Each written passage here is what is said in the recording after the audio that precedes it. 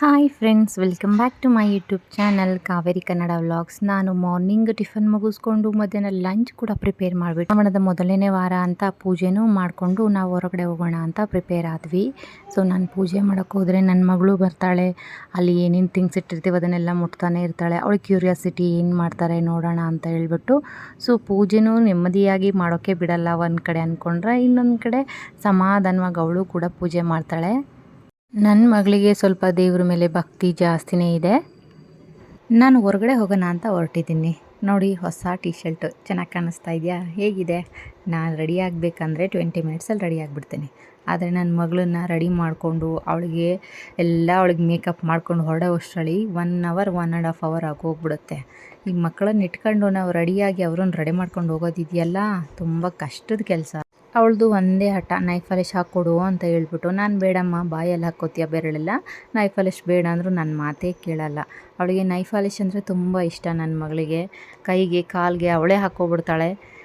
Knife polish ಹಾಕ್ಕೊಂಡಾದಮೇಲೆ ಅವಳೇ ನನಗೆ ಹೇಳ್ತಾಳೆ, ಒಣಗಬೇಕು ಅದು, ನೀನು ವೆಯ್ಟ್ ಮಾಡು ಅಂತೇಳಿ. ಆಫ್ಟರ್ ಇದೆಲ್ಲ ಆದಮೇಲೆ ನಾವು ಮಾಗಡಿ ಹತ್ರ ಒಂದು ಹೋಟೆಲ್ ಹೋದ್ವಿ. ಕಾಮಿಡಿ ಏನು ಗೊತ್ತಾ, ಅಲ್ಲಿ ನಾವು ಹೋಗಿರೋ ಹೋಟೆಲಲ್ಲಿ ಕೃಷ್ಣ ವೈಭವ ಅಂತ. ಆ ಹೋಟೆಲಲ್ಲಿರೋ ಸ್ಟಾಫ್ಗಳದ್ದು ಯೂನಿಫಾರ್ಮು ಸೇಮ್ ನನ್ನ ಡ್ರೆಸ್ ಕಲರೇ ಇತ್ತು. ಸೊ ನನಗೆ ಒಂಥರ ನಾಚಿಕೆ ಅನ್ನಿಸ್ತಾ ಇತ್ತು. ಯಾಕಂದರೆ ಅಲ್ಲಿರೋ ಸ್ಟಾಫ್ಸ್ ಎಲ್ಲ ನನ್ನ ನೋಡ್ತಾಯಿದ್ರೆ, ನಾನು ಆ ಸ್ಟಾಫ್ನ ನೋಡ್ತಾಯಿದ್ದೀನಿ. ಏನಕ್ಕಪ್ಪ ಅಂತಂದರೆ, ಅಂದಿರೋವಂಥ ಕಸ್ಟಮರ್ಸ್ ಯಾರಾದರೂ ನನ್ನ ವೆಯ್ಟರ್ ಅಂತ ತಿಳ್ಕೊಂಬಿಡ್ತಾರೆ ಅಂತ ಹೇಳ್ಬಿಟ್ಟು. ಆಫ್ಟರ್ ಇದೆಲ್ಲ ಆದಮೇಲೆ ನಾವು ಟೆಂಪಲ್ ಕಡೆ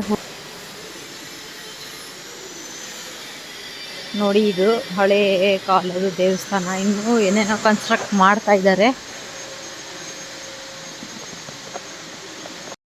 ಚೌಡೇಶ್ವರಿ ದೇವಸ್ಥಾನ. ಇದು ಯಾವುದು ಅಂದರೆ ಅಂಗರಹಳ್ಳಿ ದೇವಸ್ಥಾನ.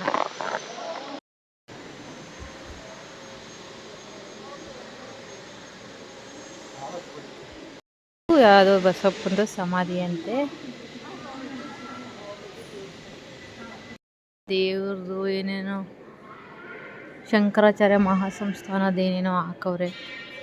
ಇದು ಬೆಂಗಳೂರಿಂದ ಸ್ವಲ್ಪ ದೂರ ಇದೆ, ಒಂದು 30 ಕಿಲೋಮೀಟರ್ಸು. ಆದರೂ ಪೀಸ್ಫುಲ್ ದೇವಸ್ಥಾನ, ಹೋಗ್ಬೋದು, ಒನ್ ಟೈಮ್ ನೋಡ್ಬೋದು, ಚೆನ್ನಾಗಿದೆ.